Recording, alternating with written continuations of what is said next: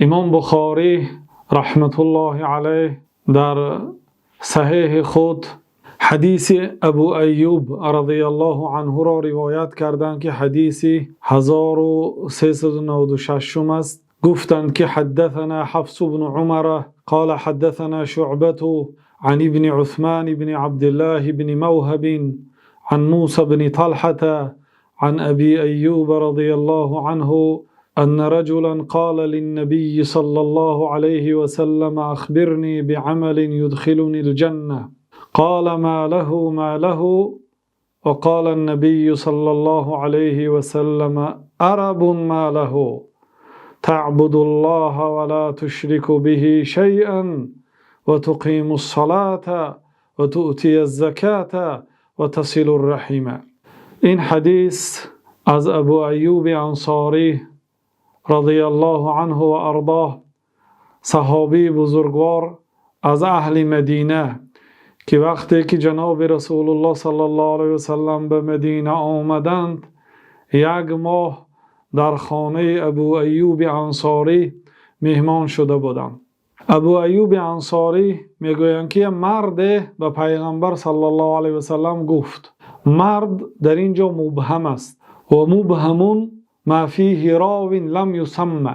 مبهم در اصطلاح محدثین شخصی هست که در سند حدیث یا در متن حدیث نامش ذکر نشده است. اگر این شخص صحابی باشد هیچ باکی ندارد، برای آنکه صحابه ها همشان عدول هستند. وقتی که ابو ایوب انصاری رضی الله عنه گفتند که یه مردی به پیغمبر صلی الله علیه وسلم گفت، وقتی که به پیغمبر صلی الله علیه وسلم کی گفت، این صحابه هست، چون که صحابه من لقی النبی صلی الله علیه وسلم مؤمنا به و مات علی ذلك. صحابه شخصی است که با پیامبر صلی الله علیه وسلم وا خورده باشد، در حالت مسلمانی و در حالت مسلمانی از عالم گذشته باشد. مادامی که این آدم صحابه هست، حقیقت او را جستن شرط نیست، ولی محدث ها گفتن، شارح های حدیث گفتن که این مرد کی بود. بعضی ها گفت خودی ابو ایوب گفتند، لیکن قول ضعیف است. بعضی ها در بعض روایت اعرابی آمده است، یک بادیه نشین، یک صحرا نشین که غالبا آنها سوال میکردند. خلاصه دانستن شخصیت او و ندانستن شخصیت او به معنای حدیث یگان خلل وارد نمیکنه. اگر ندانید هم به معنای حدیث ضرر نمیکند. یا مرد و پیامبر صلی الله علیه و سلم گفت که اخبرنی بعمل یدخلنی الجنه. یا رسول الله مرا با خبر کنید، مرا از عمل با خبر کنید که مرا وارد بهشت گرداند. برای من خبر دهید از یک عملی که مرا به جنت در آورد. با عباره دیگر خلاصه ببینید این سوال اعرابی، سوال بادیه نشین را گفت که یا رسول الله یک عملی را به من خبردار کنید، مرا با خبر کنید از یک عملی که مرا با وارد بهشت گردانه، یعنی سبب شود که من به جنت درآیم به سبب همان عمل. بنابراین یک عملی را به من خبر دهید که سبب شود که به سبب آن عمل وارد بهشت شوم.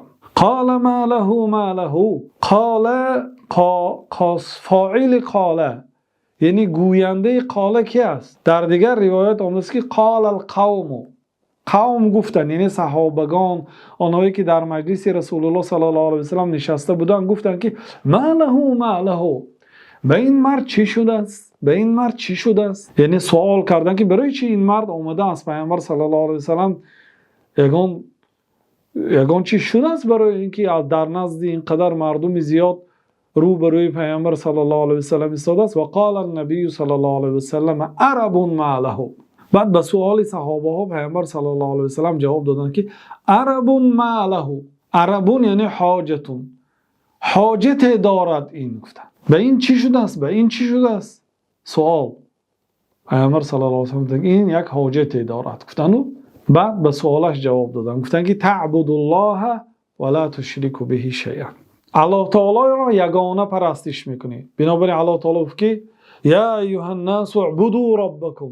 ای مردم اعبدوا ربکم، پروردگارتان را عبادت کنید. خلاصه اعبدوا الله الله تعالی گفت که الله تعالی رو یگانه پرستش کنید. این اولین امر در قرآن است در سوره بقره. ابن عباس در تفسیرش گفتند که رضی الله عنهما و ارضاهما وحید الله، یعنی الله تعالی رو یگانه پرستش کنید. در اینجا پیامبر صلی الله علیه و سلم تعبد الله ولا تشرکوا به شیئا، الله تعالی رو یگانه پرستش میکنید و به او چیزی رو شریک نمیآورید. گفت این توحید است. ببینید پیامبر صلی الله علیه و سلم وقتی که پرسیده شدند از عملی که انسان رو به جنت می‌دارد، گفتند که الله تعالی رو یگانه پرستش میکنه. اگر گرد قبر را طواف کردی، به قبر اعتقاد کردی، از غیر الله تعالی، از سنگ است، از غار است، از مزار است، از کوه است، از درخت است، از یک چیزی دیگر است، اگر یاری پرسیدی تو شریک آوردی، تو الکی اولین رکن اسلام را اجرا نکردی. خلاصه پیامبر صلی الله علیه و سلم گفتند که الله تعالی رو یگانه پرستش میکنی و به او چیزی رو شریک نمیآوری، که این باب عقیده است. کتاب‌های عقیده و درس‌های عقیدوی رو در این باره جستجو میکنید. خلاصه توحید است. الله تعالی رو در همه عبادت‌ها یگانه پرستش میکنی، چیزی رو هیچگاه در یگان نوع عبادت به الله تعالی شریک نمیبیاری و تقیم الصلاة و نماز را برپا میداری و تؤتی الزکات، یعنی اگر خواهی که وارد بهش شی باید زکات را دهی. نماز عملی بدنی محض عملی بدنی است. زکات محض عملی مالی است. زکات را باید دهی و تصل الرحم و با خویشاوندانت رفت آمد را پیوست کنی، به خویشاوندات نیکی کنی. در این روایت همین قدر آمد. بعد از آن امام بخاری رحمت الله علیه گفتند که وقال بهز گفت که حدثنا شعبة قال حدثنا محمود بن عثمان وأبوه عثمان بن عبد الله أنهما سمع موسى بن طلحة عن أبي أيوب بهذا. اینجا صنعتکاری امام بخاری هست که با یک سند دیگر که استادانشان تغییر دادن، یعنی البته امام بخاری مباشرتا از پیامبر صلی الله علیه و سلم روایت نمیکنن، برای اینکه بین امام بخاری و بین پیامبر صلی الله علیه و سلم قرنهای هست، چون از همه حدیث نزدیک امام بخاری ثلاثیات است که امام بخاری از استادشان مکی ابن ابراهیم روایت میکنه، او از استادش یزید ابن ابی عبید که تابعین است و سلمة ابن الاکوع صحابه هست. ببینید صحابه، تابعین، تبع تابعین، بین امام بخاری 3 نفر است و بین پیامبر صلی الله علیه و سلم یعنی 3 عصر گذشته است. و امام بخاری گاه حدیث ها رو با واسطه 5 نفر، گاه با واسطه 4 نفر، گاه با واسطه 3 نفر، گاه با واسطه 6 نفر، گاه با واسطه 7 نفر از پیامبر صلی الله علیه و سلم روایت میکنند. این سند دیگر را آوردند و گفتند که عیناً همین حدیث با این راه هم آمده است و گفتند که قال ابو عبدالله گفت، مرادشان خودشان است. ابو عبدالله یعنی پدر عبدالله خود را گفتند، نگفتند که قلتو یا قال الامام البخاری، خود را یگان ثنا یگان ستایش نگفتند.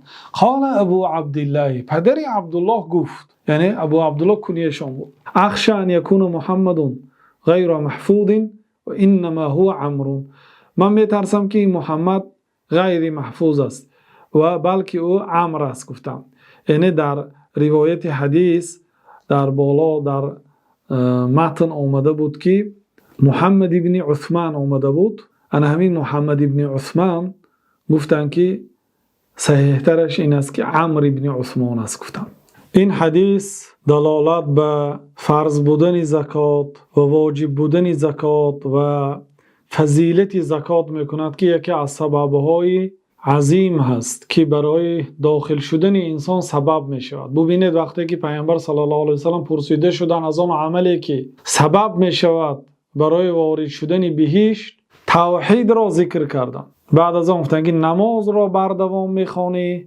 و زکات را میدهی و با خویشاوندانت رفت و آمد را پیوست میکنی. گفتند یعنی همسایه توحید و همسایه نماز است. زکات همسایه توحید است و همسایه نماز است.